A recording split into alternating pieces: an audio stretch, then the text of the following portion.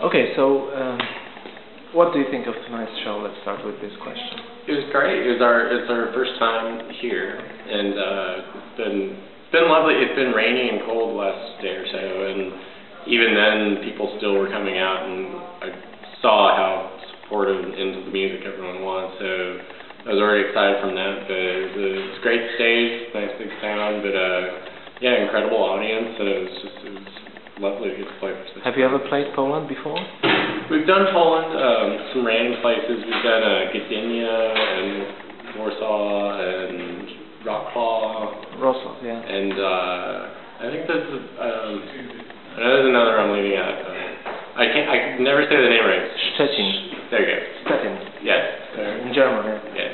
And then yeah, a couple different places we've gotten around, but I've heard a lot about this festival, and it's been great to be here. So was Suwalki your biggest audience so far in Poland? In Poland, I would probably say so.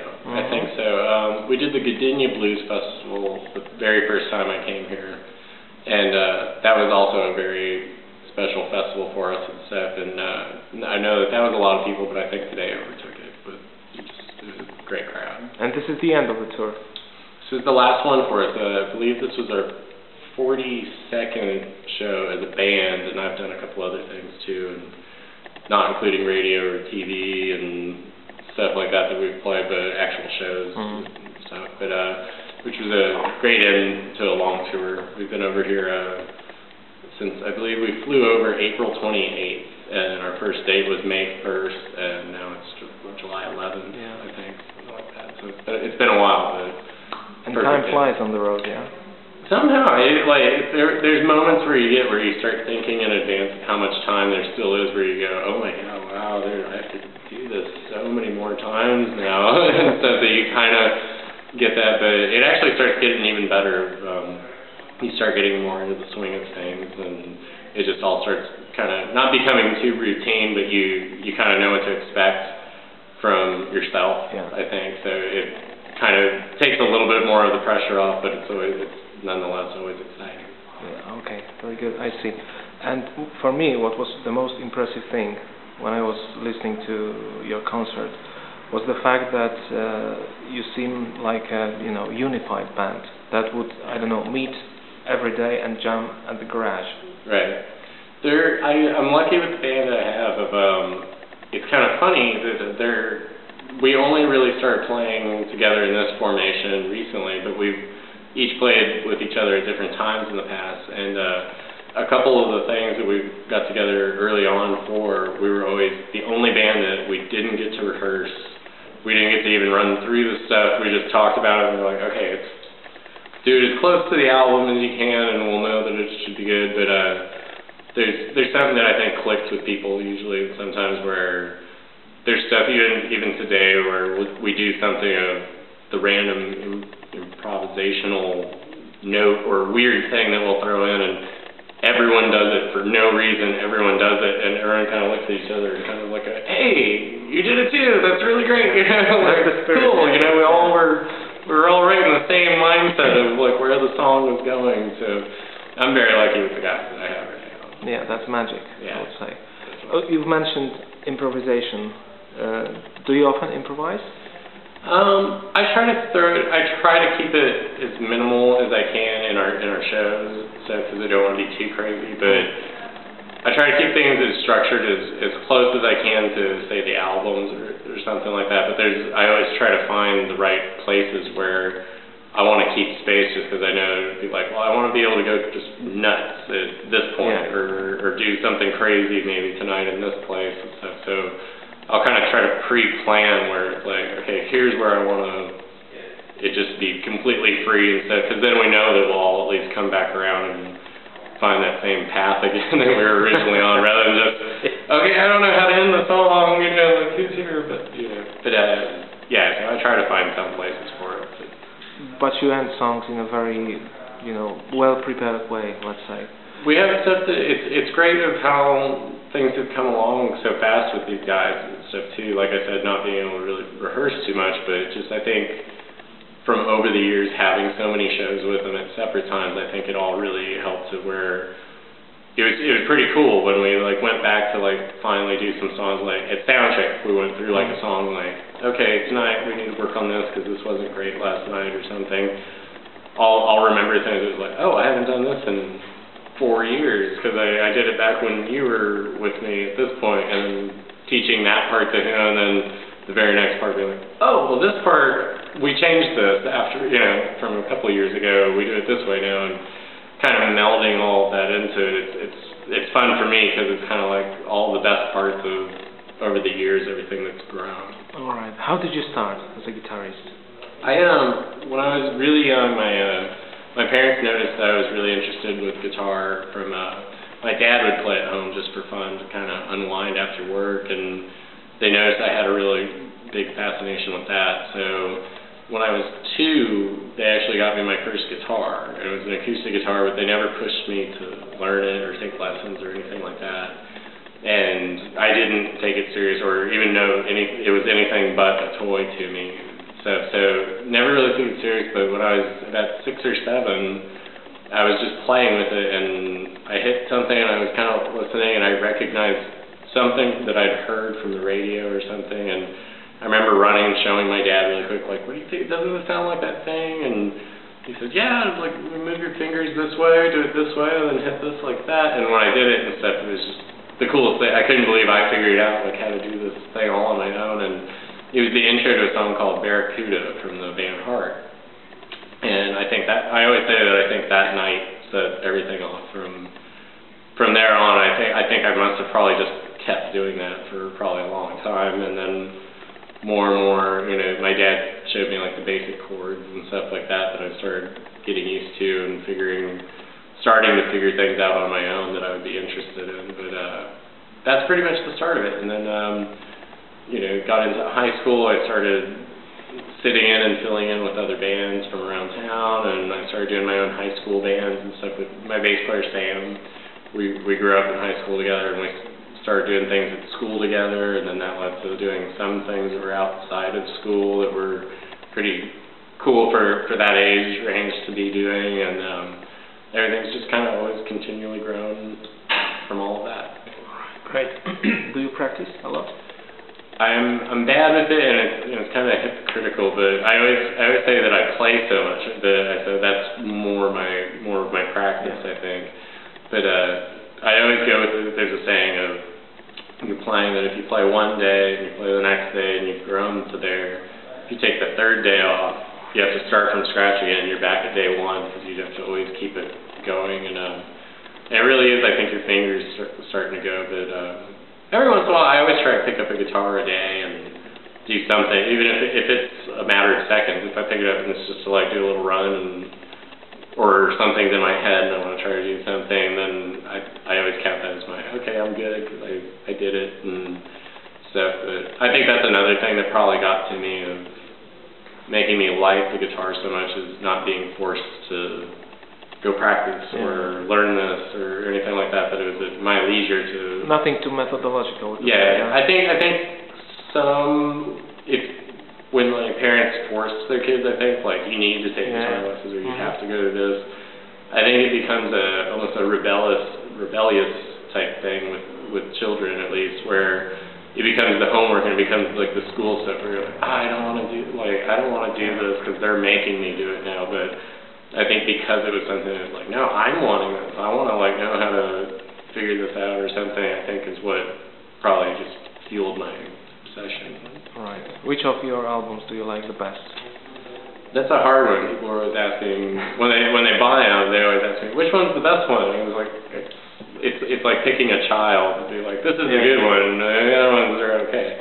But I would say Forward and Reverse, I think I was still it's a much bluesier album, but I would say it's also, it varies in a lot of stuff that it showed where I was kind of going to go, but also where each album is just kind of a snapshot of where you're at that point, and I think that one, as young as I was, showed different influences behind the songs, but still showed kind of more of a glimpse of where I would continually kind of go towards. Then the second album was definitely more rocky and a little bit more mature, and I think was structured a little bit more with the songwriting and stuff, which I think was a good big step. And the latest, the third one, I'm very proud of. I thought it was the songwriting. I thought it was very personal, but a lot more mature and open, kind of. I think the singing progressively gets better throughout the years with me, and then also I've kind of watched my guitar style kind of adapt into what I feel like is more me now, and it's good. So I don't know. It's your era of Ryan. I think the third one is the darkest one. I think there's a lot of truth to it. Everything is very honest and kind of personal with the songs, and then there's also it's the good and the bad and stuff. So I always try to keep that. Like I was saying, I always try to keep it. It's hard to. I tend to like darker songs and stuff. There's something more to the mood of it. Yeah.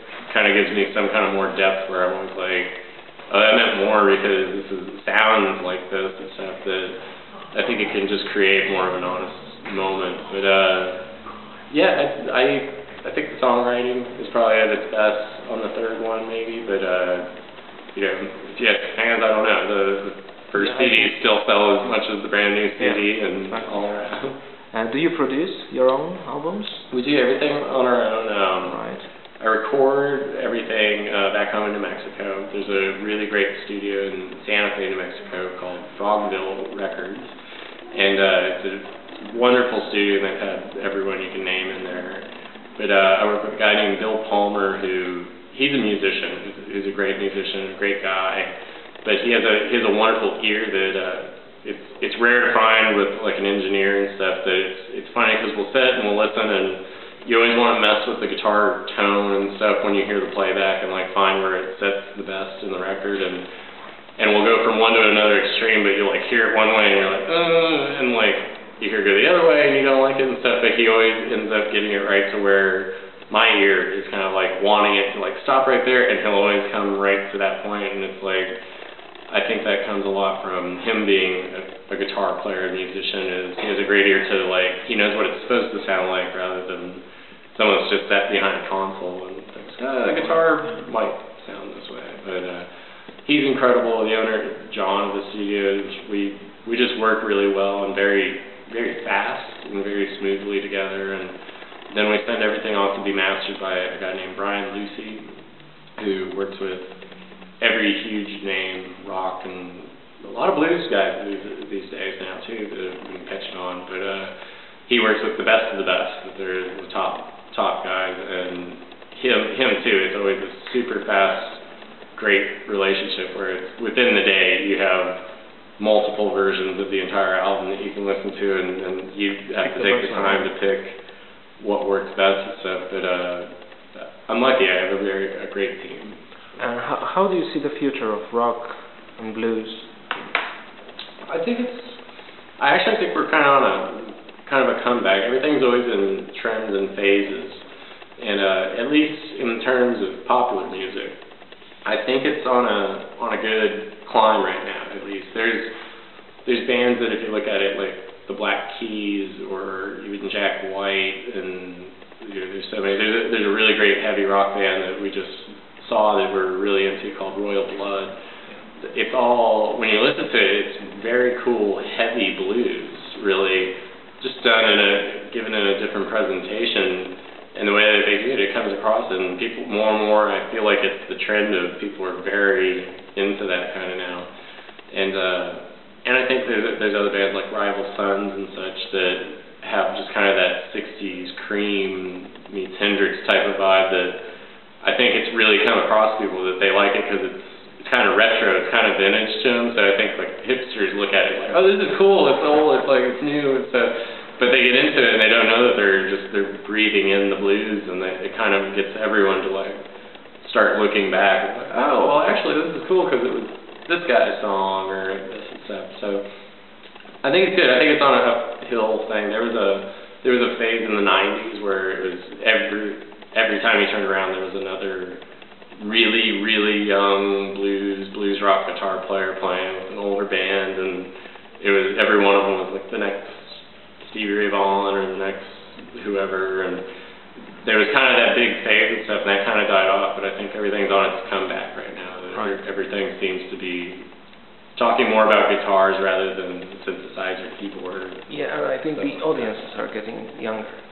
I think so too. I've kind of noticed that with our tours and stuff. There's more people that have caught on that, and I blame all the good new rock bands like I mentioned and stuff for that. That I think kids are kind of like, oh well, this was cool. Like I wonder if I look up blues rock or something like that, someone that would be in that same vein, that they start coming and see that, and they all love it when I talk to them about bands after the show.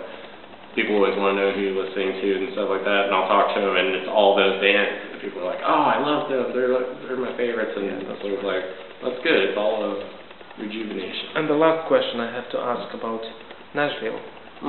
What's the picture of Nashville in the mind of American musician? Is it a sanctuary? It's great. It's a hard place to describe. There's so much going on. A lot of people nickname it Nash Vegas. Yeah. And it's really cool. I never have enough time really on my own, but it's everyone there is a complete top-notch musician, but everyone in that town is a musician. And I had a perfect example of a couple years ago. We got done with a gig and we packed up and we headed to the hotel, and I was starving. I didn't really get to eat dinner. And the band wanted to go to bed, and I was like, well, let me drop all of you off, take some stuff in, and I was like, and then I'm leaving. I'm going to go find something to get just a snack on. And I dropped them, and I couldn't find anything, but there was a gas station kind of nearby, and I just stopped and got a little bag of donuts and milk and stuff to hold me over. And I got it, and I got up to the counter, and the guy that was working the counter, there was music playing. He had a little radio and stuff. And after he rang up and everything, his selling point was, by the way, if you're enjoying the music that we're playing, this is my new CD that we're selling. And it was the guy at the gas station was selling his CD on the side at the gas station, just playing it. And I thought that was funny because at the gig, it was the venue owner and his wife were big musicians that were famous. And then it was the bartender, the sound guy, and the security guy all asked if I would hang around to write a song with them the next day, because two of them had studios, another had a band place, and just everyone wants to collaborate and sell you on, well, I'm hiring, I could use a guitar player, or something like that. So it's everyone's a musician, but then you walk around and it's just every place is like this legendary, crazy place that you can't believe the people that were just there and played. And it's I think it's still the thing. I always say it's kind of like LA and Los Angeles, it kind of changed where that's kind of where you go to, I think, after you've made it these days. But the way that people look at that with movies, of how everyone has a script and is trying to get you to read their movie, they want you to work for something, that's kind of how Nashville is sort of now, is people always have an album or something going on. It's like, hey, you listen to my album and come see my show or do something like that. But still, it's an amazing place. I love, whenever I get to go there, I always try to get as much time as I can, because it's great music stores, great scene, great people who live there. So, Thank you very much for the interview. I appreciate it, and I hope to see you again in Poland very soon. Absolutely. Thank you so much for coming. Or maybe somewhere abroad if this guy is going to invite me. Cool. Thanks, Ryan. No problem. Thank you. Thank you very much. Thank you.